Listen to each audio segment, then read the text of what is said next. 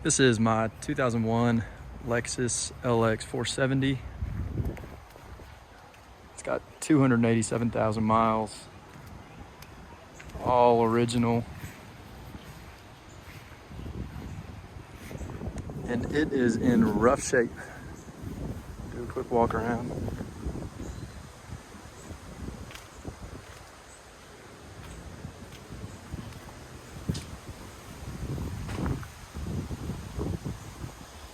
She runs and drives great.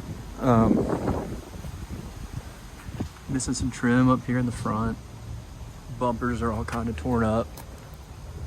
The automatic height control, or AHC system, has failed. It rides at a slant, about like that. As you can see, there's a better angle.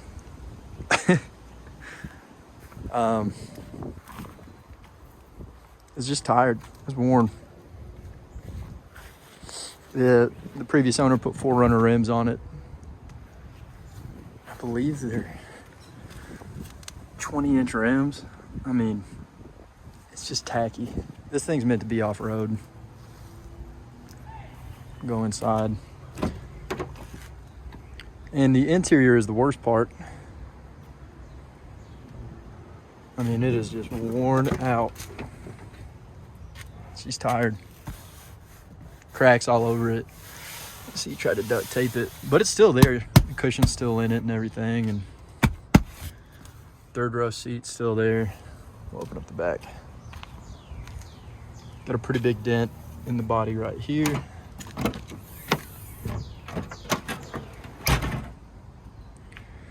And it's just dirty. That's gonna be a fairly easy fix, but third row seats are in good shape. It's got plenty of room. I mean, it is a huge vehicle. It's just missing like the little accoutrements like that. Previous owner had TVs in the back of the headrest, so like that one is cut out. This one's actually good, so you might have only had one. He's got like a DVD player. Look at that. I mean, that's just worn.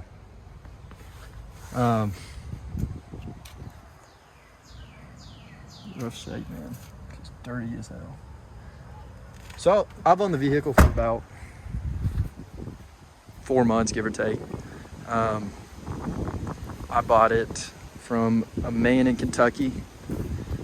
It originally started its life in Arizona. Somehow ended up in Nashville, and then found its way up to Kentucky, and then I brought it back down to Nashville.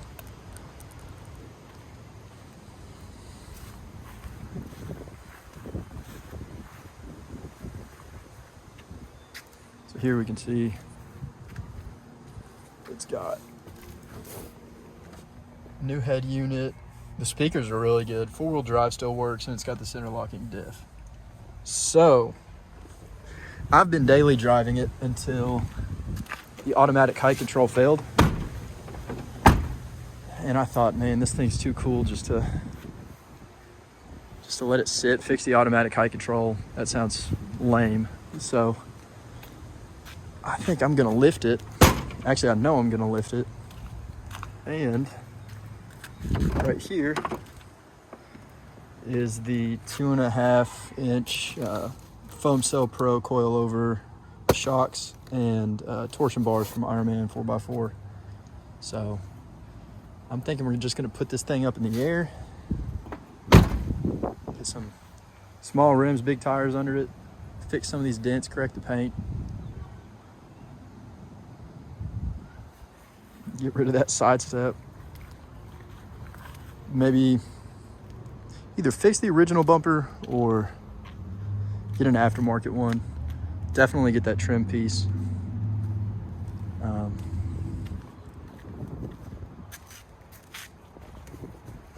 Just lift it up.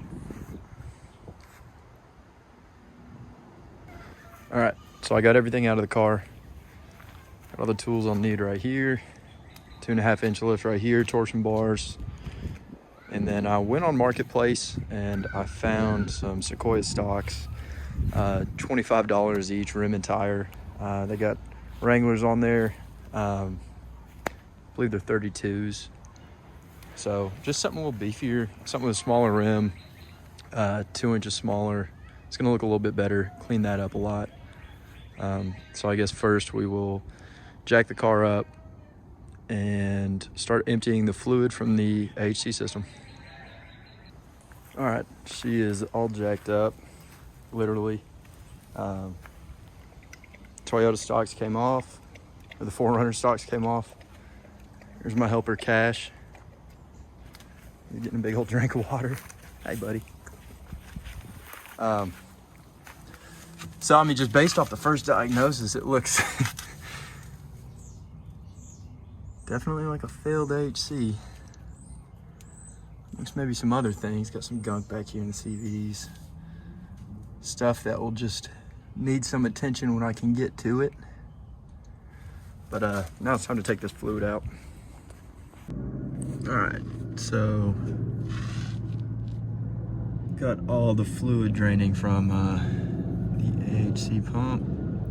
There was actually quite a bit in there, and it had a bunch of built up pressure. So I've just been letting it drain for a little bit. It's just about done. This side, driver's side, controls the rear. So I dropped that all the way out. And the other side controls the front. So I'm about to switch sides and let that one drain. Back under this side, there's actually no fluid in it, which controls the front AHC. There's no fluid built up. So that explains why the front was down so low, and I'm sure there's a leak or something. There wasn't even any air pressure in it, so I can't wait to pull these guys out. So now we'll just drain the reservoir of any of the remaining fluid and get the shock out. Okay, so we just got a little pump set up here, draining the fluid out. Cash is watching, making sure everything goes smooth. Hey, buddy. So we'll let that finish draining out. Okay, so this is the line for the AHC that connects into the shock absorber, which gives it the ride height. So I've got to get that off. 2 bolts hold it on. The system can still be pressurized, so just gonna do everything I can to get that off without making a mess. And then throw in, Cash is over here by it, checking everything out. Throw in the new shock absorber. So I'm gonna do that now. Well, it gave me some trouble coming out. Definitely was more difficult than I thought, but ended up getting it out. And here's the new one. About to throw that in. All right, so got the new shocks in the front. Let's see if I can get over here too. Whoa. Got the tires on. I'm not a huge fan of them, but I still really prefer anything other than these. So I'm working on the back now, trying to get the rear shocks removed. I just got the rear tire out and got the sway bar off. This rear shock tower, I don't even know if you can see it. It is impossible to get to. So I'm going to spend the next few hours trying to work on that. And get these springs in. All right, so I got the springs out. And the shocks, finally. And, oh, Cash has the zoomies. And if you have seen any of the Ironman videos or any of the videos of people lifting these things, the rear shocks are so hard to get out. And the videos make it look really easy, and I'm sure that there's easy ways to do it. But I ended up watching an Old Man Emu installation video, and they just said to just cut it off. So I just went ahead and cut the top mount off at the base, slipped off the rubber gasket, and then just chopped it up, pulled it off. It was messy. There's still some fluid leaking, even though I drained it all, but pressurized system, whatever. So anyways, I'm gonna clean this up and then put the springs in and then the new shock absorbers. All right, I just had to take a quick video of these springs and show the difference in them. Here, let me zoom out. Show the difference in them. I mean, just by size, these things are so much beefier. And all that hard work getting those coils out, or the shock absorbers out, this is well worth it. These things are awesome. So, all right. I got the rear all put together, and here it is on the ground. Wheels are already chalked. These tires look so goofy up against this thing. Can already tell that's gonna have to change. Need something a little bit bigger. Maybe we can find some stocks on Marketplace or something, but these will do for now. So now I've got the front shock absorbers in. I've got the rear springs, rear shock absorbers. Now I've got to put the new torsion bars in and drop the diff. So, yeah, these things are ugly. So I'm gonna jack it back up and get those bars in. All right, here she is. Got the lift on, got the running boards off. It's not as high as I thought it would be in the front. I mean, it's got good clearance, and I'm sure some of that's probably due to the tire size, but the rake on it is every bit of like 3 inches. And I don't like that, so I'm gonna try to get back in there and maybe tighten up the torsion bar, see if that helps out any. But it looks good, drives good. The lift itself was extremely difficult to take, or the original suspension was extremely difficult to take out. I did not have fun doing it, was not enjoyable, but putting the lift in was very easy. So I'm a big fan of it. All right, I tightened down the torsion bars and got rid of that front rake. I slammed them up in there, but it's probably gonna be a much stiffer ride, but it looks a lot better. I like where the ride height sits right now. So, fix that problem. 98 Toyota Land Cruiser 100 series. Hit from the front.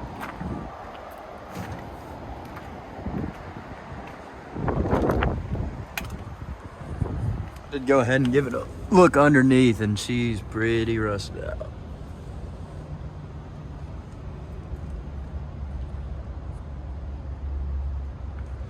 Usual places. Still. So I came to look for interior parts, seats specifically. These are all gray, unfortunately. Mine is tan, so the seat replacement would not work. I guess it would work, it just wouldn't look right. And if I wanted it to look right, I'd have to take all this interior, and it's not all the way here, so. Swap's not gonna be worth it. These seats are in excellent shape though. No tears, just some cracks, front and back. I looked around for other parts that I needed, and this one has been robbed of exactly what I needed. Still, it's good just to come out and see it, see if there was anything.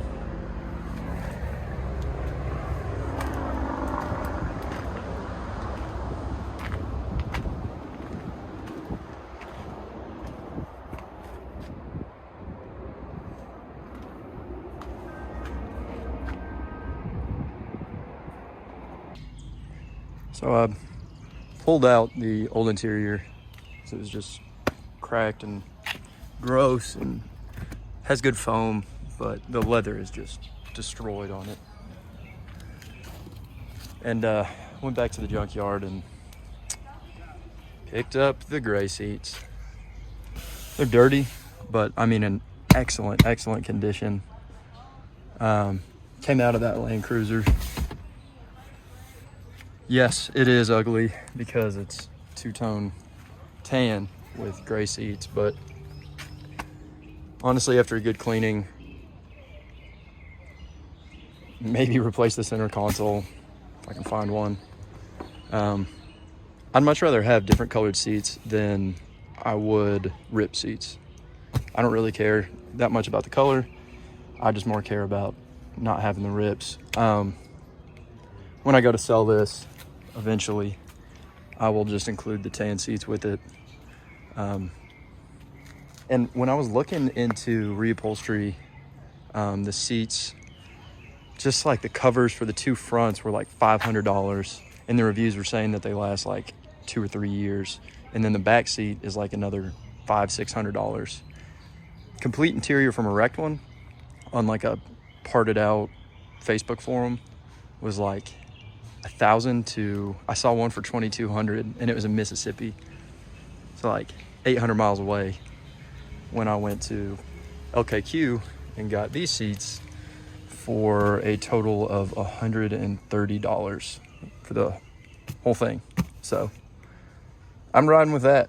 They work, all the motors work, these fold great. It's awesome. I'll probably go back tomorrow and see what else I can pull off of it.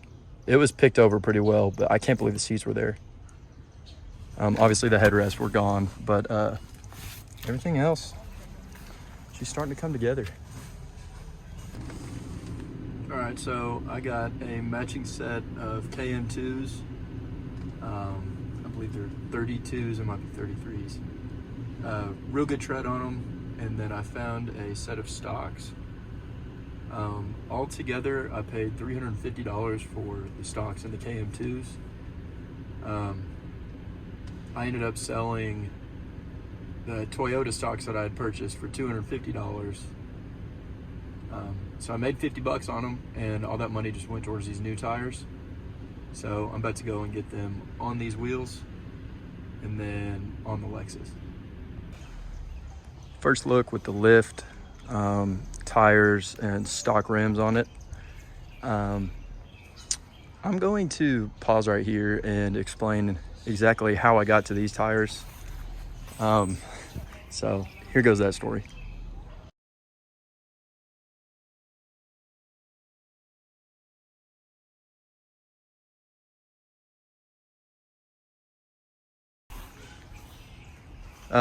All right.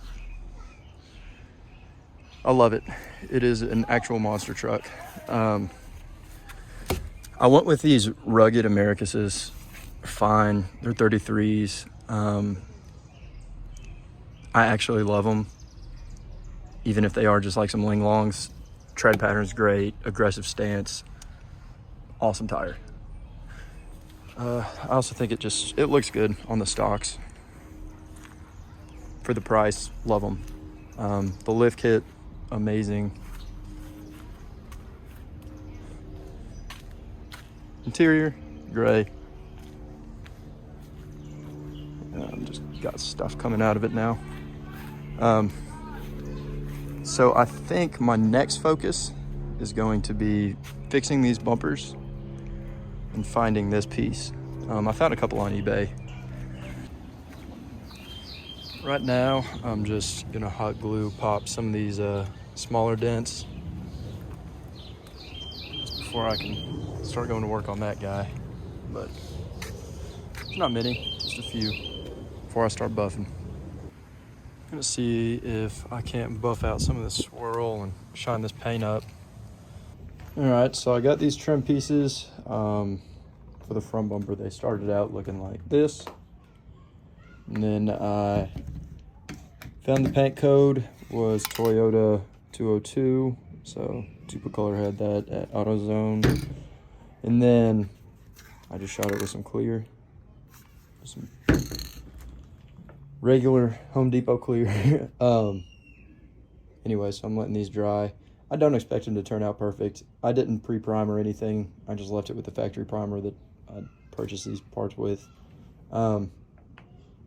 I'm just ready to have that piece back. So I'm gonna let these dry and then put it back on the Lexus. Okay, so here's the trim on. I think it turned out pretty good. Total cost for all 3 pieces painted was like $120 ish. 20 bucks for the paint, and then $100 for the 3 pieces. I called Lexus in Nashville and they quoted me $180 per piece. So it was like 540 bucks. So I think this turned out great for 120. So just an update on the Lexus. I've been driving around every day for 3 months now with the lift on it and all the new interior and everything, or new to me interior. I didn't end up fixing that bumper. Paint held up on the new trim piece. Bumper doesn't bother me. It runs and it drives great. I didn't end up fixing this dent. I just couldn't get the back piece popped. But yeah, the lift's been awesome. Iron Man 4x4 has my thumbs up. It's held up great. Rides smooth. It literally is just like driving a street legal monster truck. It's been a lot of fun, but yeah, I just wanted to give a quick update. It's been my daily driver, put a couple thousand miles on it. I was immediately going to sell it, but I actually have liked it enough to drive it around for a while. Pulled the Scout home.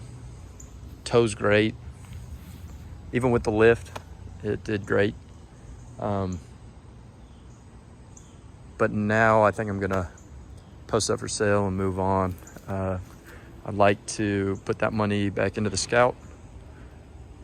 Possibly just start the fund for the 4Runner, and then maybe get a diesel or something. Not sure yet. But for now, I'm just driving it and enjoying it. I'll list it for sale, and if anyone wants it, they can have it. But thank you for watching. Please don't forget to like and subscribe. Leave a comment if you have Iron Man 4x4.